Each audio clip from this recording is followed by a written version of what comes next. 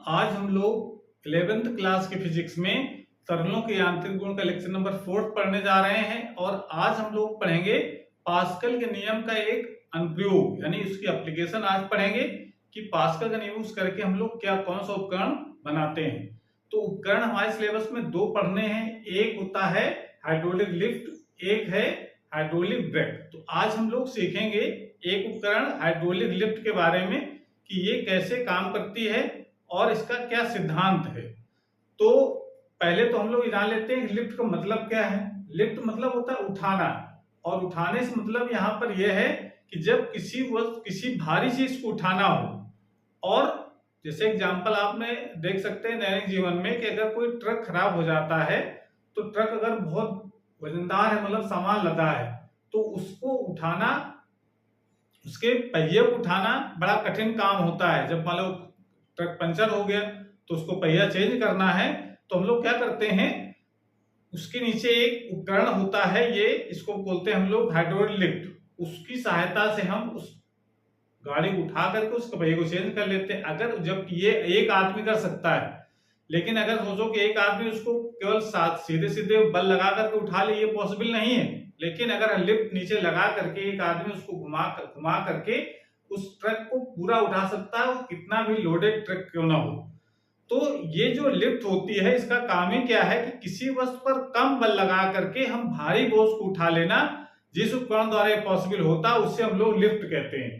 तो hydraulic lift यानी इसको दूसरा नाम होता है द्रव चालित लिफ्ट, हिंदी में कहते हैं उसको द्रव चालित लिफ्ट, यानी इसके अंदर द्रव भरा होता है। ठीक है ना। तो हाइड्रो का मतलब होता है द्रव, तो हाइड्रोलिक लिफ्ट के मतलब यहाँ पर यह है कि एक ऐसा उपकरण है और वो उपकरण किस सिद्धांत काम करता है, पास्कल के नियम पर काम करता है। पास्कल का नियम क्या है, जब किसी परिबद्ध द्रव पर दाब लगाया जाता है तो बिना क्षय हुए संपूर्ण द्रव में सभी दिशाओं में समान रूप से संचित हो जाता है। इसको हम लोग डिटेल में पिछले वाले लेक्चर में पढ़ चुके हैं। अगर नहीं देखा है तो पहले इसका पिछले वाला वीडियो देख लीजिए ताकि हमको पास्कल के नियम समझ में आ जाए, क्योंकि हाइड्रोलिक लिफ्ट एक पास्कल के नियम पर आधारित उपकरण होता है। तो ये उपकरण क्या है, ये एक पास्कल के नियम पर आधारित उपकरण होता है जिस पर कम बल लगाकर या जिसकी सहायता से कम बल लगाकर भारी बोझ को उठा सकते हैं। बस सिंपल सी डिफिनेशन अगर पूछेगा हाइड्रोलिक लिफ्ट क्या होती है तो आपको इतना बताना है कि पास्कल के नियम पर आधारित एक ऐसा उपकरण होता है जिस पर कम बल लगा करके भारी बोझ को उठा सकते हैं हम लोग जिसकी सहायता से। तो ये तो एक सिंपल सी डिफिनेशन। अब इसकी रचना बना कैसे होता है, तो रचना जरा समझनी है। रचना के लिए आपको इसमें होता क्या है कि दो इसमें पिस्टन बने होते हैं और पिस्टन की संरचना इस प्रकार जरा समझना है। एक पिस्टन बड़े आकार का होता है, इसका एरिया बड़ा होता है, और एक पिस्टन जो होता है वो छोटे आकार का होता है, उसका एरिया कम होता है। मतलब इस तरीके से आपको समझना है, इसकी रचना आपको समझ में आ जानी चाहिए पूरी तरीके से। ऐसे इस तरीके से आपको सिंपल सा डायग्राम आपको दिखाना है।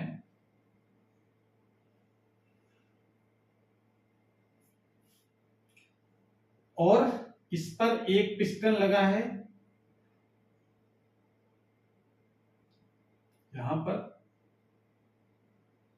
और ये इसका हैंडल लगा हुआ है। यहां पर से हम इसको दबाने के लिए बल लगाएंगे, यहां पर बल लगाएंगे F1 नीचे की तरफ, और दूसरा एक पिस्टन यहां पर जो बड़े आकार का है वो यहां लगा हुआ है,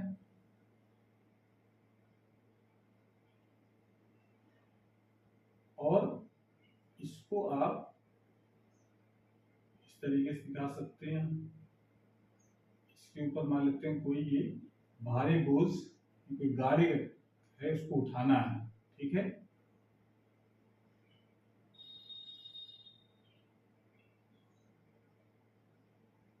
तो इस प्रकार से कोई गाड़ी हमारे पास है, इसको लिफ्ट करना है, उठाना है। तो इसके अंदर ये भरा होता है आदर्श द्रव। शर्त है इसमें द्रव कैसा होना चाहिए, आदर्श द्रव। और यहाँ परीक्षण में हम ऑयल का यूज करते हैं। लिक्विड का मतलब यहाँ पर क्या है, ऑयल। पानी भर सकते हैं, और पानी में क्या है कि इसका वाष्पीकरण होकर के पता चला कम हो गया, उसका जल का वाष्पीकरण ज्यादा, उसका से जल नहीं भर सके पर भर सकते हैं जल। ठीक है। लेकिन यहाँ पर हम लोग क्या यूज करते हैं, तेल, चूंकि इसका तेल का वाष्पीकरण नहीं होता है। ये हमारे पास आदर्श द्रव भर गया। तो बहुत सिंपल संरचना यहाँ दिखाई हमने, दो पिस्टन, इसके अंदर आदर्श द्रव, पिस्टन मतलब समझते ही हैं कि पिस्टन ऐसे जो ऊपर नीचे जा सकते हैं, ठीक है ना। और ये तो इसकी संरचना हो गई बहुत, इसमें क्या भरा हुआ है, एक ये भरा हुआ है आदर्श द्रव,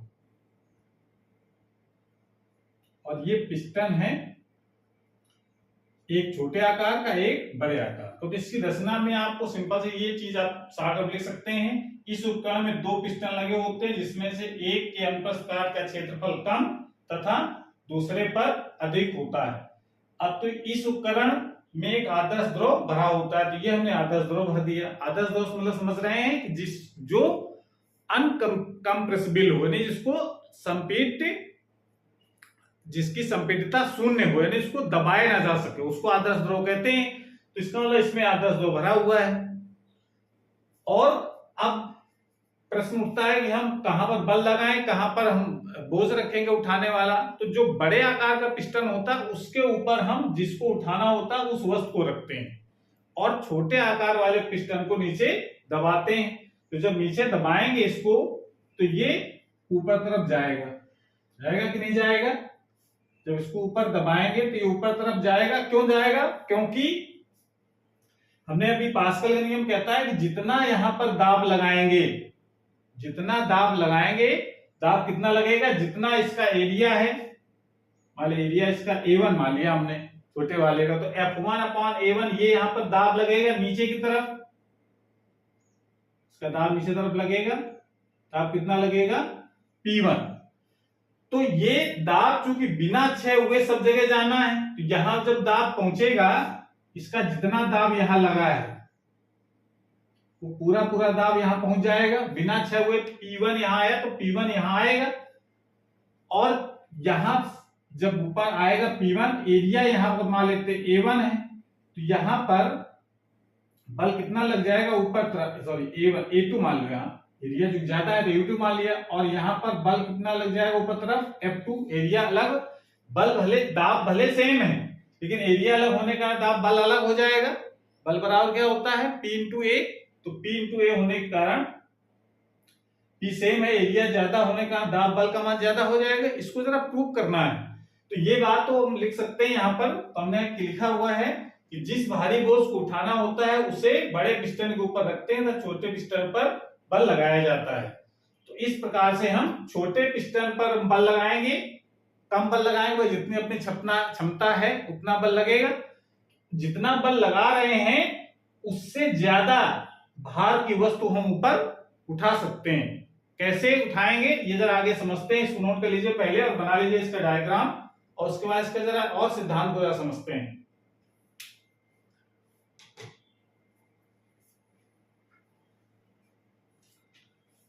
तो इसके लिए हम मान लेते हैं, जब थ्योरी इसकी लिखेंगे तो क्या आपको लिखना है, माना छोटे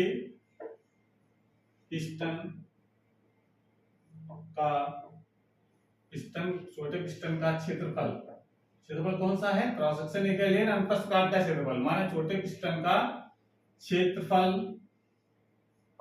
A1 तथा लगाया गया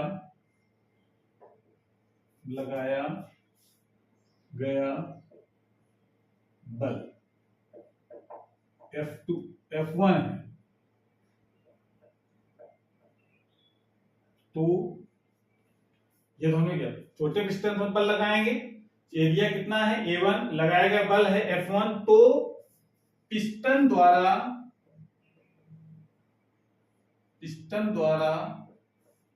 द्रव पर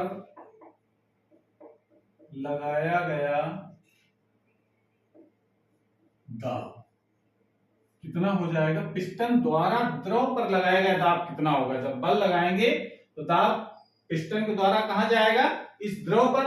तो द्रव पर दाब कितना आ जाएगा, P बराबर होता है F/A, तो F1/A1। इसको डालेंगे क्वेश्चन नंबर फर्स्ट। ये बात समझ में आ गई। यही जो चूंकि ये आदर्श द्रव होने का यही दाब सब जगह जाएगा, इधर पहुंच गया।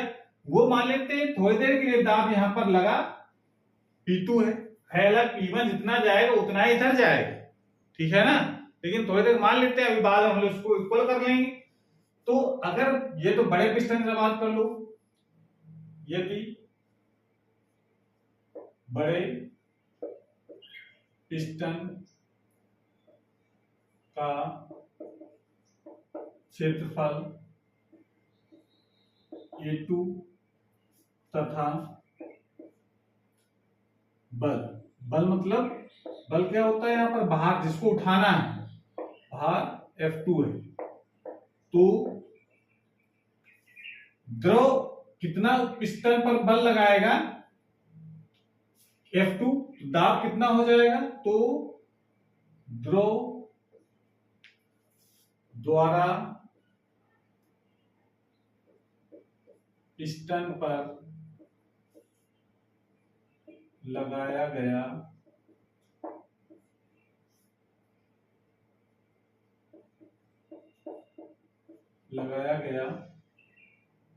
दाब।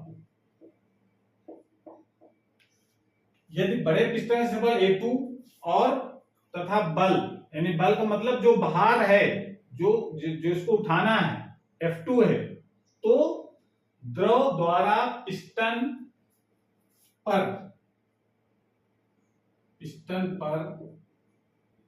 लगाया गया दाब कितना लगेगा, उसको मान लेते हैं P2 क्या हो जाएगा, F2 अपॉन A2। ये क्वेश्चन नंबर सेकंड। लेकिन यहां पर हमें P1 P2 माना जरूर है, लेकिन पास्कल के हम क्या कहता है, पास्कल के नियम से, पास्कल क्या कहता है कि जितना किसी परिबद्ध द्रव पर अगर कहीं पर भी अगर दाब लगाएंगे तो वो दाब बिना क्षय हुए सब जगह बराबर जाता है। तो इसका मतलब यहां पर दाब P1 लगा तो यहां पर भी P1 होगा, यानी P1 P2 कैसे होंगे, बराबर। तो इसका मतलब P1 बराबर क्या हो जाएगा, P2 के।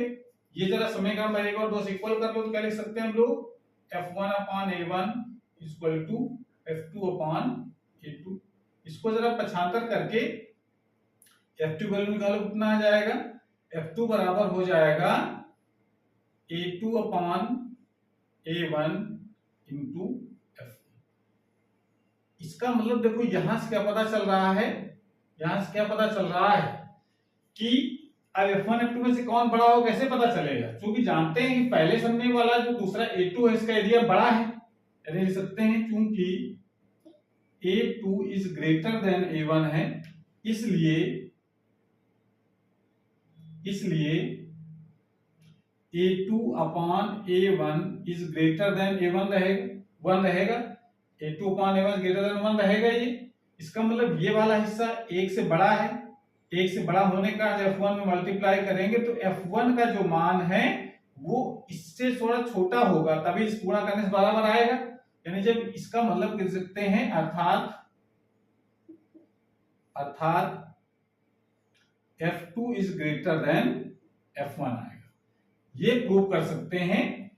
अगर इसका मतलब क्या है, इसका मतलब है कि A2 अपान A1 जितना ज्यादा होगा, यानी बड़े वाले पिस्टन का क्षेत्रफल और छोटे पिस्टन के क्षेत्रफल का एरिया का अनुपात जितना ज्यादा होगा, उस लिफ्ट से यानी उस उपकरण से उतना ही ज्यादा भारी बोझ को उठाया जा सकता है।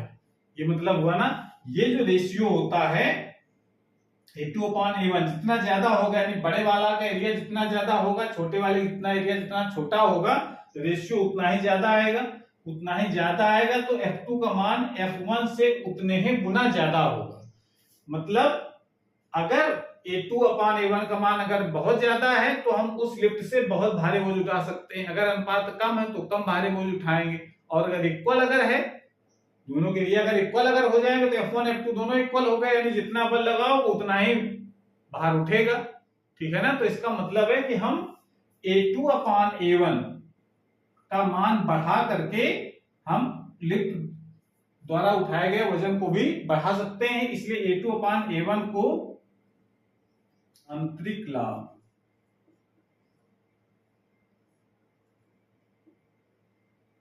यांत्रिक लाभ कहते हैं। इस प्रकार से इसका ये सिद्धांत है और इस प्रकार से हम लोग कम बल लगा करके भारी बोझ को उठा सकते हैं। तो इसको नोट कर लीजिए। उसके बाद एक बहुत महत्वपूर्ण चीज आपको बतानी है।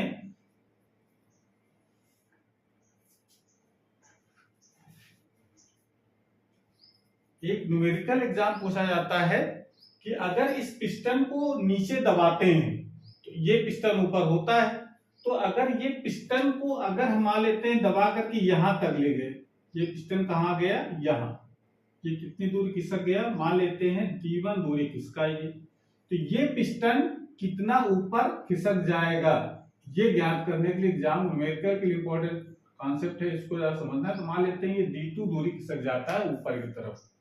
बात समझ में आ रही है कैसे करना है?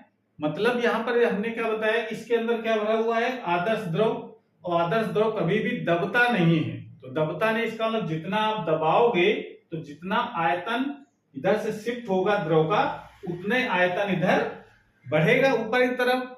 लेकिन आयतन में कोई चेंज तो आएगा नहीं, क्योंकि ऐसा नहीं दब गया हो द्रव, दबता है नहीं, क्योंकि आइडियल लिक्विड भरा हुआ है इस पर। तो इसका मतलब है कि जो एरिया ने जो वॉल्यूम है वो सेम होगा दोनों तरफ का। मतलब इसका मतलब क्या है कि अगर यहाँ पर का जो आयतन है, वो आयतन कितना लिखा जाएगा, एरिया यहाँ का है A1 और ये इतना शिफ्ट हुआ तो कितना आयतन ये नीचे गया द्रव का इंटू D1, ये किसके इक्वल होगा, इस तरफ जो आयतन शिफ्ट हुआ ऊपर की तरफ, तो एरिया कितना है A2 इंटू D2। मतलब ये बात समझ में आई कि नहीं आई? आयतन कैसे, एक बेलन है, बेलन का आयतन क्या होता है, आधार का क्षेत्रफल होता है ऊंचाई, तो आधार क्षेत्रफल कितना है A1, ऊंचाई यानी गहराई कितनी गया D1, तो ये कितना आ गया, इतना भरे हुए द्रव का आयतन जब दबेगा तो ये पूरा इतना आयतन, जितना द्रव का आयतन है पूरा किधर चला जाएगा, इधर, तो ये ऊपर तरफ खिसकेगा, तो ये आला जो आयतन होगा वो इससे इसके इक्वल होगा। बस ये है, इसका मतलब है कि एरिया बड़ा है तो ये थोड़ा सा कम ऊपर शिफ्ट होगा, यहां पर एरिया कम है तो ज्यादा नीचे दबेगा, ये अंतर आएगा, लेकिन आयतन में कोई चेंज नहीं आएगा। यानी सिंपली ये सूत्र आपको ध्यान रखना है कि A1 इंटू D1 बराबर A2 इंटू D2। ये सूत्र आपको बिल्कुल एकदम दिमाग में बैठाना है कि जहां का एरिया ज्यादा होगा वहां की जो डिस्टेंस है वो ज्यादा ट्रेवल करनी पड़ेगी। मतलब ये बात समझ में आ रहा है कि नहीं? तो ये ऐसे नहीं कि हम दबाएंगे ज्यादा उठेगा थोड़ा कम, ये तो होगा, लेकिन ऐसा नहीं है कि जितना दबाएंगे उतना ही ऊपर उठेगा, ये नहीं होगा। ठीक है ना, बात समझ में आ रही है कि नहीं? यानी आयतन जितना इधर शिफ्ट होगा उतना ही आयतन उधर ऊपर जाएगा। एरिया ज्यादा होने के कारण जो ऊंचाई होगी वो थोड़ी कम होगी, तभी तो आयतन इक्वल आएगा। तो ये चीज का कभी एग्जाम में आ जाता है कि अगर हम छोटे वाले पिस्टन को 2 मिलीमीटर खिसकाएं या 2 सेंटीमीटर खिसकाएं तो बताइए बड़ा वाला पिस्टन कितना ऊपर उठेगा। तो आपको ये वाला फार्मूला वॉल्यूम को इक्वल करके निकालना है। बात समझ में आ रही है? तो ये कॉन्सेप्ट आपको ध्यान रखते हुए आज क्लास हमारे पर समाप्त करते हैं। अगली क्लास में हम लोग नए टॉपिक के साथ आएंगे, इसका नए अनुप्रयोग पढ़ेंगे। तब तक पढ़ाई करते रहिए। Thank you.